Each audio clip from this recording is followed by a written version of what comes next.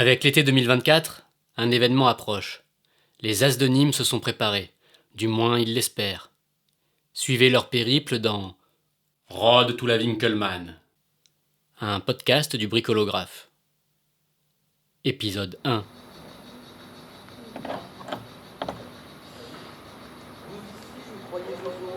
On vient juste de rentrer.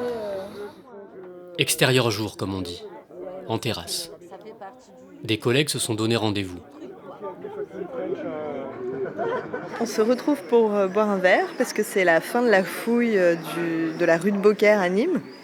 Donc on se retrouve entre collègues, c'est ce qu'on fait habituellement sur les fouilles, à la fin des fouilles. Et du coup, moi, sur ce chantier, j'ai été appelée pour déterminer certains dépôts sédimentaires, à savoir est-ce qu'ils étaient naturels ou anthropiques. J'ai réalisé cette petite étude sur le terrain dans le cadre de mes fonctions de géomorphologue au sein de l'INRAP. Aujourd'hui, là, le fait tous revoir. La fin de chantier coïncide avec la fin de le retour de la Winkelmann. Et du coup, ça nous permet d'évoquer un peu les souvenirs, tout ça. Moi, j'ai participé au chantier de la rue de Beaucaire en tant que topographe. J'ai fait quelques levées classiques de topographie et j'ai aussi fait du drone pour faire des photos générales du chantier et puis pour faire un peu de photogrammétrie, voilà. Et bien sur le chantier de rue de Beaucaire, moi j'y suis depuis fin janvier. Donc là voilà, on est fin juin, donc ça fait déjà un bon moment. Là on clôture aujourd'hui. Et c'est vrai que le chantier rue de Beaucaire a livré pas mal de joueurs à notre équipe, puisqu'on était bien 4 ou 5 à en venir. Alors je vais pas cacher que le retour était un peu rude.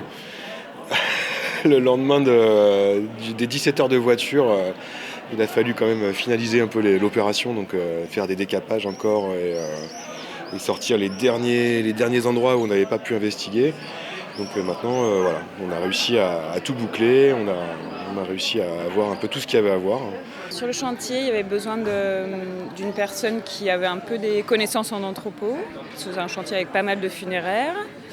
Et le fait est que, ayant déjà travaillé pour Nîmes une fois, ils ont pensé à moi et j'ai eu la chance de venir sur ce joli chantier, très riche, très sympa, avec plein de stèles et de choses comme ça, des bûchers, tout ça. Et le deuxième jour où je suis arrivée, notre fameux coach Olivier Mignot est passé sur le chantier et donc il m'a parlé des As de Nîmes tout de suite, des entraînements qu'il y avait une fois par semaine. Donc je n'étais pas particulièrement partie pour faire une Coupe du Monde. Moi j'étais là pour le travail avant tout. Et voilà, mais après, une fois qu'on a mis les pieds sur le terrain, que ce soit le terrain archéo ou le terrain de foot, on y reste, quoi. Tout le monde est sympa, tout se passe bien. Un vrai travail d'équipe dans les deux cas. Ok, pour comprendre, revenons quelques mois en arrière et éclaircissons d'abord quelques points. Déjà, c'est quoi l'INRAP ? L'INRAP, c'est l'Institut national de recherche archéologique préventive, c'est donc un institut public. L'archéologie préventive, qu'est-ce que c'est ? Dès qu'il y a des travaux, que ce soit une autoroute, des chemins de fer, même une piscine, un immeuble, les archéologues vont sur le terrain, sondent le terrain. S'il y a des vestiges, on les enregistre, on les étudie, avant qu'ils ne soient détruits par les travaux en question. Ok. Et la Winkelmann ? Johann Joachim Winkelmann est considéré comme le fondateur de l'histoire de l'art et de l'archéologie classique. D'accord, ça c'est la personne, mais la Winkelmann, c'est la Winkelmann Cup, une compétition. Ouais, c'est effectivement une compétition de foot entre gens du milieu de l'archéologie, au sens large, programmée et préventive. Et elle a lieu chaque année, une fois, dans un lieu différent. L'année dernière, par exemple, c'était en Allemagne et cette année, ça sera à Oxford, en Angleterre. Donc c'est ce qu'on appelle, entre guillemets, vulgairement, si on peut dire, la Coupe du monde de football des archéologues, qui est plus en réalité, dans les faits, une Coupe d'Europe, puisqu'il n'y a que des gens qui viennent d'Europe, ce qui est déjà pas mal. Ouais. Ça fait 30, c'est la 31e, je crois. C'est la 31e édition, sachant qu'il y a eu un arrêt pendant la période Covid. En fait, ce qui s'est passé, c'est que pendant le Covid, toutes les Winkelmann ont été annulées. Enfin, la Winkelmann d'Oxford a été annulée. L'année d'après, il y avait les suites du Covid. Il n'y a pas eu de vraie Winkelmann. Par contre, il y a eu des petits tournois à droite à gauche. Effectivement, il y a 2 ans, en Alsace, où il n'y avait que 10 équipes. Et il y a des collègues d'Alsace qui nous ont un peu branchés sur ce truc. Et là, on y a participé à celui-là. C'était super ambiance, tu vois. Enfin, il n'y avait aucun mauvais geste. Et c'était bien sympa. Et du coup, ça nous a motivés pour faire la vraie, quoi. Fondateur. Ouais, c'est ça, ouais. C'est aussi boire un petit peu, manger, découvrir les uns les autres, discuter de la manière d'aborder notre métier parfois aussi. Ouais, moi j'ai pas parlé archéo du tout. Moi j'avais bossé dans d'autres boîtes privées avant, donc j'ai retrouvé d'anciens collègues aussi. Donc ça permet aussi cet échange-là, quoi. Retrouver les anciennes connaissances. C'est une aventure basée sur les gens qui travaillent en archéologie et qui font un peu de foot à côté, avec des niveaux très différents. Ouais. Au sein des équipes et entre équipes. C'est-à-dire que nous, on fait surtout beaucoup d'archéo. Et au niveau du foot, on en fait un peu moins. C'est moins ça, mais bon. On va jouer à fond, mais je pense pas qu'on va faire des merveilles non plus, quoi. Mais là, mon intérêt, c'est de se retrouver ensemble pour vivre ce moment-là, quoi.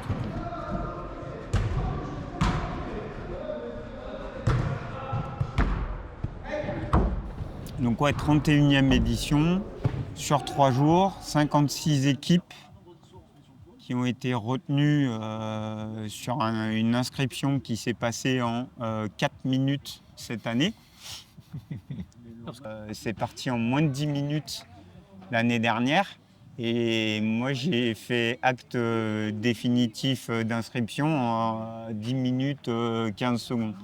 On était tout le long dans l'espoir de pouvoir quand même participer, puisqu'on était la première équipe qui allait participer s'il y avait quelqu'un qui se désistait. Donc on a attendu jusqu'au moment en espérant pouvoir y aller. Et puis en fait, non, quoi.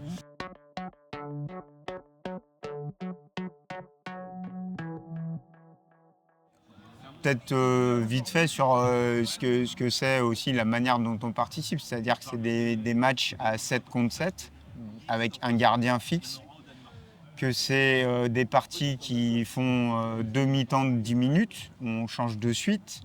Alors sur le terrain, normalement, il est demandé à avoir pas plus de 2 non-archéos, et où il est demandé d'avoir d'office au moins sur le terrain constamment une fille. Tu précises bien, une minimum. J'apprécie beaucoup la règle, le fait qu'il faut une nana, une fille sur le terrain tout le temps. Sur le terrain. Et je trouve ça bien.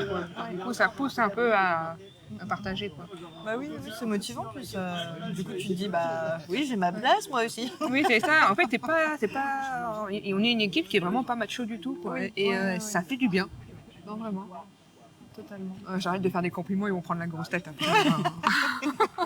Après, le voyage, ça va être sympa parce qu'on va être 3 bagnoles, voilà, on va discuter, voilà. Après, c'est pas non plus... je veux dire, si la coupe, elle avait eu lieu à Montpellier, on aurait été contents aussi, quoi. Tu vois, ça fait quand même un gros voyage. Hein. C'est à nous de l'organiser entre nous, quoi. Entre personnes qui iront participer à la Winkelmann sous l'étiquette des As de Nîmes. Le nom des As de Nîmes, que ce soit pour l'assaut ou pour l'équipe, pourquoi ? La dénomination des As de Nîmes vient d'une monnaie frappée sous le premier empereur romain, donc Auguste. Il s'agit en fait du pondus, mais la dénomination courante, usuelle, habituelle, on va dire, donnée au 19e siècle, au 18e siècle comme As, en fait, et donc d'où les As de Nîmes. Et il s'agit en fait d'une monnaie frappée à Nîmes même, et qui est donc l'emblème de la ville de Nîmes, avec le crocodile d'un côté et le palmier, et puis les 2 têtes d'Auguste et d'Agrippa de l'autre côté.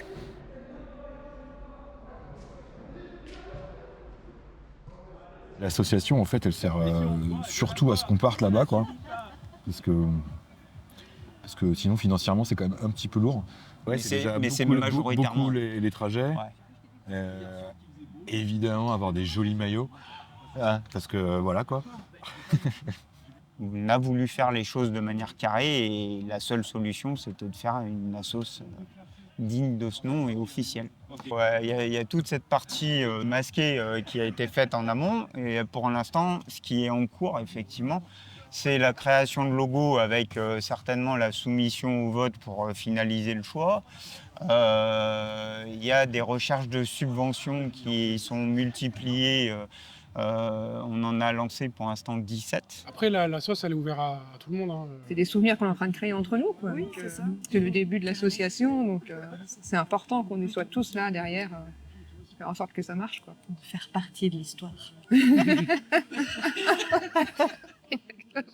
Pour l'instant, on a retenu 2 chansons qui sont censées nous caractériser.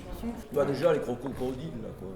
Allez crocos, allez crocodiles sur les bords. Oh la vache, c'est pour des gros débiles. C'est ce qui nous représente, on a un putain de crocodile. Bah, les crocos, Putain, on allait chercher, c'est un auteur classique, je sais pas quoi. En fait, c'est à la base, c'est un auteur. Plastique Bertrand? Non. On va dire plastique, on va dire classique. C'était qui déjà, on avait regardé? J'ai pas compris. Offenbach. C'est ça, je crois que c'est ça. Ouais, à la base, c'est un auteur. Donc tu mets la musique de la Ligue des Champions là. Pas prétentieux du tout. Non. Moi j'aurais même mis le jump. We are the champion, ouais. Jump devant la mer. Ouais, mais du coup, faut quand même avoir marqué des buts quoi. C'est quoi la musique de. Enfin, faut être bon. Pour se faire laminer. On va marquer des buts. Contre notre camp. Qu'est-ce que tu prends? Bien sûr qu'on va mettre des buts. Et donc, jeudi, on met ça. Qui c'est qui est là jeudi? Camille, t'es là? Laura, t'es là? Jeudi? Oui, bah, bien sûr.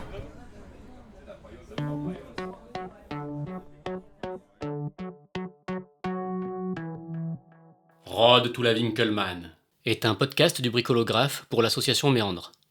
Dans cet épisode, vous avez pu entendre Camille, Antoine, Benjamin, Camille, Olivier, Marc-Antoine, Laura, Richard et Sébastien.